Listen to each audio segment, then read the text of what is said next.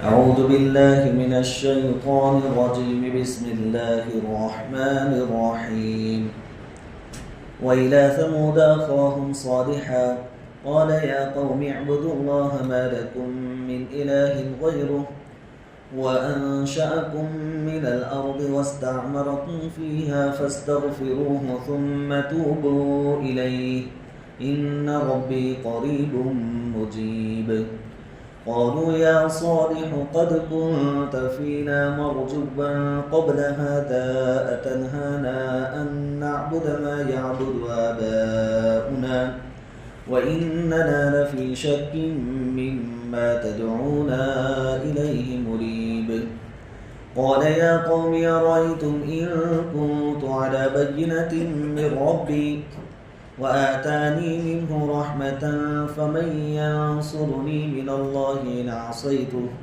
فما تزيدونني غير تخسير ويا قوم هذه ناقة الله لكم آية فذروها تأكل في أرض الله ولا تمسوها بسوء فيأخذكم عذاب قريب فعقروها فقال تمتعوا في داركم 3 أيام ذلك وعد غير مكذوب صدق الله العظيم. سورہ ہود کی آیت نمبر 61 سے چند آیتوں کی تلاوت کی گئی ہے. پہلی آیت کا ترجمہ یہ ہے: اور ثمود کی طرف ہم نے ان کے بھائی صالح علیہ السلام کو بھیجا. انہوں نے کہا کہ میری قوم اللہ کی عبادت کرو، اس کے سوا کوئی تمہارا معبود نہیں ہے. اسی نے تم کو زمین سے بنایا اور اس میں تم کو آباد کیا، پس اس سے معافی چاہو، پھر اس کی طرف رجوع کرو. بے شک میرا رب قریب ہے، قبول کرنے والا ہے. گزشتہ کل ہم نے قوم عاد اور ان کی طرف بھیجے گئے نبی حضرت ہود علیہ السلام کا واقعہ سنا تھا. نافرمانی کے بنا پر ان کا انجام ہلاکت ہوا. ان کی ہلاکت کے بعد ہود علیہ السلام پر ایمان لانے والے جو لوگ تھے ان کی نسل آگے چلی اور انہی میں یعنی اسی نسل کے اندر یہ قوم صالح یعنی قوم سمود ہوئی. ان کو بھی اللہ رب العزت نے بہت صلاحیتیں عطا فرمائی تھیں. شاہ عبد العزیز محدث دہلوی رحمۃ اللہ علیہ نے لکھا ہے کہ تقریباً 1700 قصبے اور شہروں پر ان کی آبادی مشتمل تھی. بڑی آبادی تھی. 1700 شہر یا بڑی بستیاں، قصبہ جس کو کہتے ہیں، جو گاؤں سے بڑا اور شہر سے چھوٹا ہوتا ہے، اتنی بڑی ان کی آبادی تھی. طائف اور حجاز کے بیچ میں ان لوگوں کی بستی تھی اور آج کے دور میں اس کو مدائن صالح کہا جاتا ہے. یہ لوگ، ان کو اللہ تعالیٰ نے بہت لمبی زندگیاں دی تھی، عمریں لمبی تھی ان کی بھی. ان کی لمبی عمروں کا اندازہ اس سے لگایا جا سکتا ہے کہ ان میں کا کوئی آدمی جب گارے اور مٹی سے مکان بناتا تو زمانے کے گزرنے کے ساتھ ساتھ مکان ٹوٹ جاتا، بنانے والا باقی رہتا کیونکہ اس کی عمریں لمبی ہوتی تھی. آج کے دور میں مکان باقی رہتا ہے، بنانے والا چلا جاتا ہے، لیکن ان کے زمانے میں مکان ٹوٹ جاتے تھے، بنانے والا باقی رہتا ہے.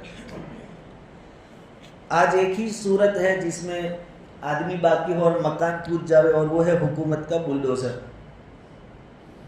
کہ آدمی زندہ ہو اور بیچارے کا مکان توڑ دے، محنت سے بنایا ہو. ان کے زمانے میں زندگی لمبی تھی. پھر یہ مٹی اور گارے کے مکان انہوں نے دیکھے کہ یہ تو ٹوٹ جاتے ہیں اور جیتے جی دوسرے مکان کی فکر کرنی پڑتی ہے، تو پھر انہوں نے پہاڑوں کو تراش کر مکان بنانا شروع کیا. تو شاندار عالیشان مکان وہ بناتے تھے. یہ لوگ بھی کفر اور بت پرستی میں مبتلا تھے. اللہ تعالیٰ نے ان کی ہدایت کے لیے انہی میں سے حضرت صالح علیہ السلام کو نبی بنا کر ان کے پاس بھیجا۔ ان کا واقعہ بھی قرآن کریم میں کئی جگہوں پر نقل کیا گیا ہے۔ حضرت صالح علیہ السلام نے قوم کے پاس آ کر جب آپ کو نبی بنایا گیا، پہلا خطاب یہ فرمایا، اعبدوا اللہ ما لکم من الہ غیرہ۔ تمام نبیوں کی یہی دعوت ہے کہ لوگوں ایک اللہ کی عبادت کرو، اس کے علاوہ کوئی تمہارا معبود نہیں ہے، یعنی عبادت کے لائق صرف اور صرف اللہ تبارک و تعالیٰ کی ذات ہے۔ اس کے علاوہ جتنوں کی تم پوجا پاٹ کرتے ہو وہ کوئی بھی عبادت کے لائق نہیں ہے۔ اور ایک دلیل بھی دی کہ اسی کی عبادت کیوں کرنا ہے، تو فرمایا ہوا انشاکم من الارض، کہ اللہ وہ ہے جس نے تم کو زمین سے بنایا، یعنی سب سے پہلے جو انسان حضرت آدم علیہ السلام پیدا کیے گئے وہ مٹی سے بنائے گئے، زمین سے بنائے گئے، تو انسانوں کا سلسلہ مٹی سے شروع ہوا۔ وَاسْتَعْمَرَكُمْ فِيهَا، پھر زمین ہی میں تم کو آباد کیا۔ دو احسان، ایک تو مٹی سے بنایا، پھر مٹی میں تم کو آباد کیا، یعنی تم کو باقی بھی رکھا۔ اب ظاہری بات ہے آدم علیہ السلام تو مٹی سے بنے تھے ڈائریکٹ، لیکن باقی جو سلسلہ شروع ہوا وہ تو پھر منی کے نطفے سے شروع ہوا۔ تو یہ منی کا نطفہ بھی تو زمین ہی سے حاصل کیا جاتا ہے۔ انسان غذائیں کھاتا ہے، خوراک کھاتا ہے، اور وہ ساری چیزیں زمین سے ملتی ہیں۔ تو آج بھی یہ کہہ سکتے ہیں کہ ہم سب مٹی سے بنے ہوئے ہیں۔ تو اللہ تعالیٰ نے مٹی سے پیدا کیا، پھر زمین میں تم کو آباد کیا، یہ اس کے احسانات ہیں، اس لیے وہ اس قابل ہے، اس لائق ہے کہ اسی کی عبادت کی جائے۔ فاستغفروہ، اب تلک تم نے جو بت پرستی کی اور شرک کیا، کفر کیا، تو اللہ سے معافی چاہو۔ ثم توبوا الیہ، پھر اس کی طرف رجوع کرو، یعنی توبہ کرو۔ ان ربی قریب مجیب، بے شک میرا رب قریب ہے، قبول کرنے والا ہے۔ اللہ رب العزت خود فرماتے ہیں کہ میں قریب ہوں اور دعاؤں کو قبول کرنے والا ہوں۔ واقعتاً اللہ رب العزت بندوں کی دعاؤں کو قبول فرماتے ہی ہیں۔ کہ بندوں کی طرف سے کوتاہیاں ہیں کہ بندے دعا نہیں کرتے، انہیں اللہ تعالیٰ کا معمول تو یہ ہے، طریقہ کار یہ ہے کہ جو نہیں مانگتا اللہ اس سے ناراض ہوتے کہ تم اتنے بڑے ہو گئے، تم کو ہماری کوئی ضرورت نہیں۔ وَمَن يَعْشُ عَن ذِكْرِ الرَّحْمَنِ نُقَيِّضْ لَهُ شَيْطَانًا فَهُوَ لَهُ قَرِينٌ، جو اللہ سے دور رہتا ہے، اللہ کی یاد نہیں کرتا، دعا نہیں مانگتا، توبہ استغفار نہیں کرتا، اللہ تعالیٰ فرماتے ہیں کہ ہم اس کے ساتھ ایک شیطان اس کا دوست بنا کر لگا دیتے ہیں۔ شیطان اس کا دوست، کہ وہ شیطان جیسا پٹی پڑھاتا ہے وہ ایسا عمل کرتا رہتا ہے۔ سورہ قاف میں بھی اللہ رب العزت نے فرمایا کہ ہم تمہاری سحرک سے بھی زیادہ قریب ہیں، یعنی ہمارے اپنے سے زیادہ قریب اللہ رب العزت ہے۔ تو آدمی پکارے، دعا کرے۔ صالح علیہ السلام نے اپنی قوم کو سمجھایا کہ اب تک جو ہو چکا اس پر توبہ استغفار کرو، اللہ قبول کریں گے تمہاری توبہ اور استغفار۔ بچپن سے لے کر نبوت ملنے تک کا جو زمانہ تھا حضرت صالح علیہ السلام کا ان کی قوم کے سامنے گزرا تھا، اور نبی جتنے بھی آئے ہیں بچپن سے ہی بالکل پاک باز ہوتے ہیں۔ ایسا نہیں ہوتا کہ بچپن میں بہت شرارتی تھے پھر اچھے بن گئے، بچپن ہی سے بہت پاکیزہ زندگی ان کی ہوتی ہے، اور بچپن سے جب کوئی آدمی پاکیزہ زندگی گزارتا ہے تو لوگوں کو اس سے محبت ہو جاتی ہے۔ تو ان لوگوں کو، قوم صالح کو، قوم سمود کو صالح علیہ السلام سے پہلے سے بہت محبت تھی، جیسے نبی کریم صلی اللہ علیہ وسلم سے مکہ والوں کو محبت تھی۔ جب تک آپ نے نبوت کا اعلان نہیں کیا تھا، مکہ والے آپ کو امین اور صادق کہہ کر پکارتے تھے، اپنی امانتیں آپ کے پاس رکھتے تھے۔ مابین یعنی آپس میں جب لڑائی جھگڑے ہوتے تو فیصلہ حضور سے کرواتے تھے، لیکن جیسے ہی حضرت صالح علیہ السلام نے دعوت دی اور ان کے معبودوں کو برا بھلا کہا اور ایک اللہ کی عبادت کی طرف ان کو توجہ دلائی، تو قوم نے کہا یا صالح قد کنت فینا مرجوا قبل ھذا، اے صالح اس سے پہلے ہم کو تم سے بہت امید تھی، ہم تم کو بہت ہونہار سمجھتے تھے. یعنی ان کا ماننا یہ تھا کہ جیسے ہم بت پرستی میں مبتلا ہیں، یہ صالح علیہ السلام بڑے ہو کر ہمارے اس لائن کے پیشوا اور امام بنیں گے بت پرستی میں. چونکہ بڑے آدمی ہیں، انہوں نے کبھی سوچا نہیں تھا کہ ہمارے معبودوں کے خلاف ایسی کوئی تحریک چلے گی، ایسی کوئی دعوت وجود میں آئے گی اور وہ حضرت صالح علیہ السلام لے کر کھڑے ہوں گے. کبھی سوچا نہیں تھا. تو کیا کہنے لگے کہ صالح آج سے پہلے ہم کو تم سے بہت امیدیں تھیں، ہم آپ کو بہت ہونہار سمجھتے تھے. ہم سمجھتے تھے کہ ہمارے باپ داداؤں کا جو طریقہ چلتا آیا ہے آپ اس طریقے کے سردار بنیں گے اور ہماری رہبری کریں گے، چونکہ انہوں نے اسی کو صحیح راستہ سمجھا تھا. اتنہانا ان نعبد ما یعبد آباؤنا، کیا آپ ہم کو ان کی عبادت سے روکتے ہیں جن کی عبادت ہمارے باپ دادا کیا کرتے تھے.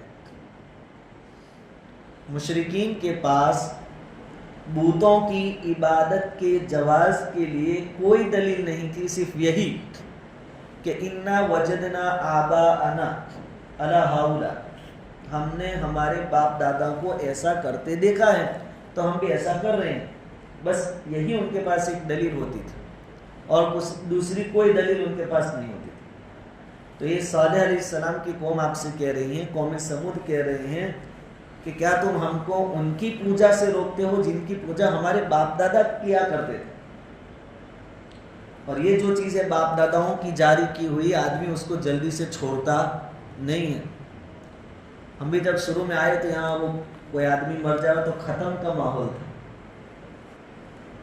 آدمی بیچارہ ابھی دفن ہوا نہیں، جنازے کی نماز کے بعد فوراً اعلان، ظہر کی نماز کے بعد مرکز مسجد میں مرحوم کی اصالہ ثواب کے لیے ختم ہو.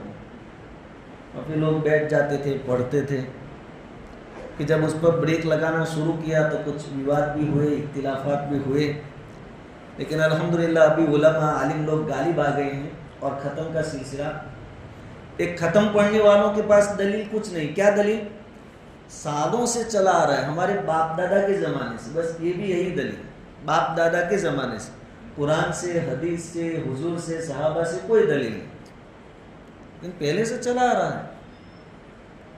اسی طرح کئی رسم و رواج ایسے ہیں جو آدمی جس سے آج کی مہنگائی کے دور میں آدمی اس سے تنتال گیا ہے، برداشت نہیں کر سکتا، لیکن چونکہ برسوں سے چلا آ رہا ہے اور لوگوں کے بیچ میں ناک کٹے گی کہ لوگ کیا کہیں گے کہ اس کا باپ تو اتنی دھوم سے یہ کام کرتا تھا اور یہ پانی میں بیٹھ گیا. تو چاہے نہ چاہے بینک سے لون لے لے کر بھی لوگوں کو کام کرنے پڑتے ہیں. ایک دن چمک دمک کے ساتھ گزارتے ہیں، پھر کئی سالوں تک لون چکاتے چکاتے قبر میں چلے جاتے ہیں. بھائی یہ کام کیوں کرتے ہیں؟ باپ دادا کے زمانے سے چلا آ رہا ہے. دلیل کچھ بھی نہیں، ایک ہی دلیل باپ دادا کے زمانے سے. ان کے پاس بھی دلیل کچھ نہیں تھی، ایک ہی بات تھی کہ ہمارے باپ دادا ان کی پوجا کرتے کرتے قبروں میں پہنچ گئے. اب تو ایک آدمی آیا نوجوان نیا قوم کے اندر اور کہتا ہے کہ سب بند کرو اور سب مسجد چلو، ایک اللہ کی عبادت کرو. یہ تو کیسے پاسبل ہو سکتا ہے؟ وَإِنَّنَا لَفِي شَكٍّ مِّمَّا تَدْعُونَا إِلَيْهِ مُرِيبٍ، اور جس چیز کی طرف تم ہم کو بلاتے ہو، یعنی ایک اللہ کی عبادت کی طرف، اس کے بارے میں ہم کو سخت شبہ ہے اور ہم بڑے شک میں. اب ہزاروں معبودوں کو پوجنے والے کو اچانک کہا جائے کہ سب چھوڑ کے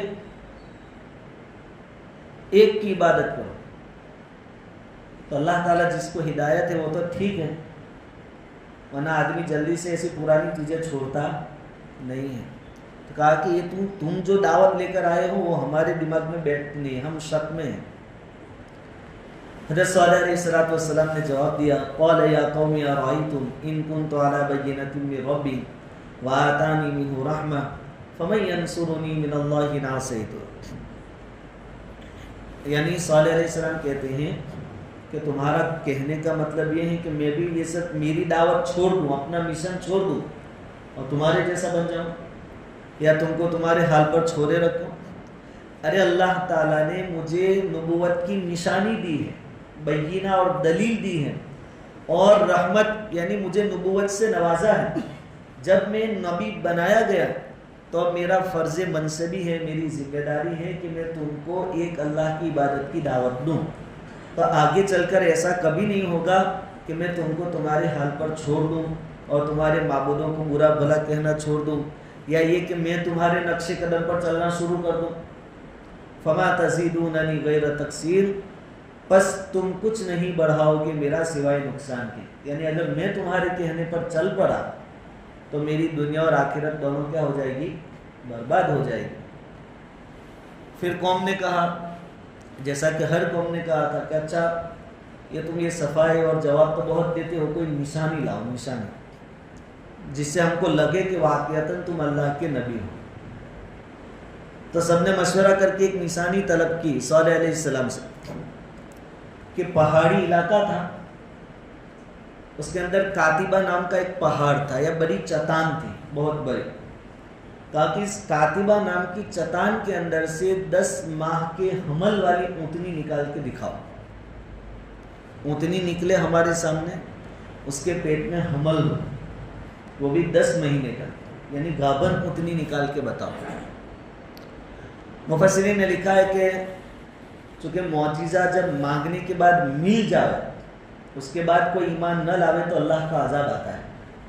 صالح علیہ السلام نے سب سے زبانی لی کہ دیکھو تمہارے کہنے پر میں معجزہ طلب کرتا ہوں اللہ سے، لیکن اگر معجزہ آنے کے بعد اگر تم نے نہیں مانا اور پھر میری دعوت کو جھٹلایا اور ٹھکرایا تو پھر اللہ کا عذاب آئے گا.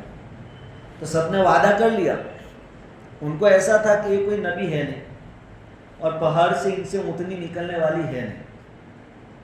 کہا ہاں اگر آپ یہ معجزہ ہم کو دکھا دیں گے تو ہم آپ کو نبی مان لیں گے، ہم سب ایمان میں داخل ہو جائیں گے.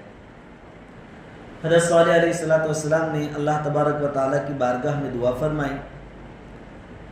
لوگوں کے دیکھتی آنکھوں اللہ تبارک و تعالیٰ نے چٹان سے ایک گابن اونٹنی نکالی. سب نے اس کو دیکھا اور اس اونٹنی نے باہر نکلنے کے بعد بچے کو جنم دیا. اب چونکہ ان کے مانگنے پر معجزہ اللہ تعالیٰ نے دیا تھا تو صالح علیہ السلام نے کہا کہ دیکھو اپنا وعدہ ہے اب پورا کرو، میں نے میرا وعدہ پورا کر دیا.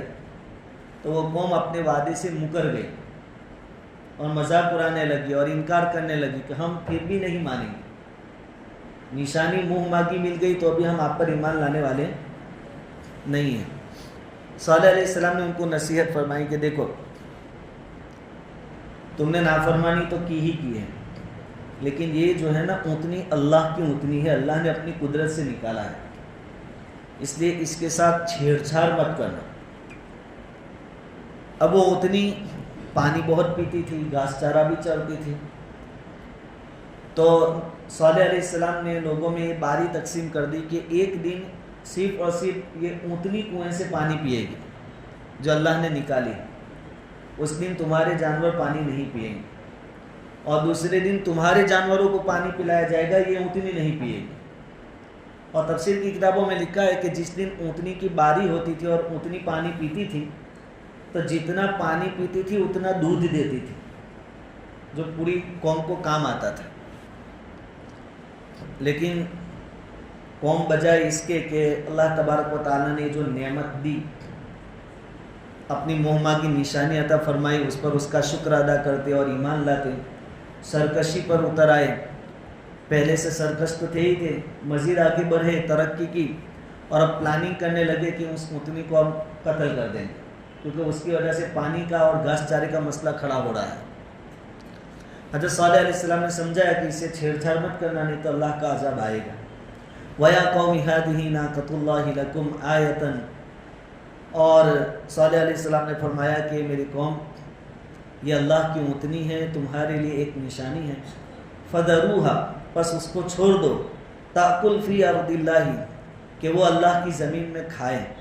وَلَا تَمَسُّوهَا بِسُوءٍ، اور اس کو کوئی تکلیف نہ پہنچاؤ.